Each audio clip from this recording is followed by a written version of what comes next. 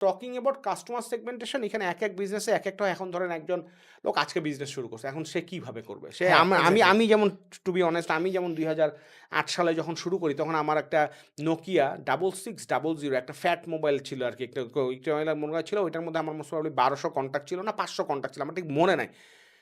৫০০ phone আর ৫০০ মনে হয় মেমোরিতে এইরকম ছিল আরকি। তো আমি যেটা করছি সবার আগে ওইটার একটা সিএসভিতে সিমিয়ানের একটা সফটওয়্যার দিয়ে সিএসভিতে এক্সপোর্ট করে ওইটার মধ্যে সবার আগে পাঠাইছি। যে সবাই আচ্ছা, আমার আচ্ছা। নাম চিনে, আমার ফ্রেন্ডস-ট্রেন্ডস যা আছে ওইটা আমি লিস্ট হিসেবে ইউজ করছি। সো আপনি এইভাবে করতে পারেন। আপনার নিজের পরিচিত বন্ধু, কলিগ যারা আছে এইটা নিতে পারেন। হ্যাঁ, তারপরে আপনি যেটা হচ্ছে আস্তে আপনি যখন Facebook দিয়ে বুস্ট করছেন তো আপনার এসএমএস এই মানে নাম্বারের হচ্ছে আপনার তো মোবাইল নাম্বার তো দিচ্ছে অর্ডার করার জন্য। ওইখান থেকে আপনি মোবাইল নাম্বারগুলো কালেক্ট করে আলাদা করতে পারেন। একটা নির্দিষ্ট সময় পর্যন্ত আপনার ওই পরিচিতদের মধ্যে থেকে যে নাম্বারগুলো কালেক্ট করতে পারবেন সেখানেই আপনি পাঠাইলে বেটার হয়। কারণ আপনার পরিচিতদের মধ্যে কনভার্সনটা একটু বেশি হবে। আপনি তখন একটু হোপ পাবেন, একটু আপনার কনফিডেন্সটা বাড়বে। তারপরে আস্তে আপনি যখন Facebook দিয়ে নিচ্ছেন তখন যে ডাটাগুলো হচ্ছে এইটাকে আস্তে সেগমেন্টেশন করতে হবে।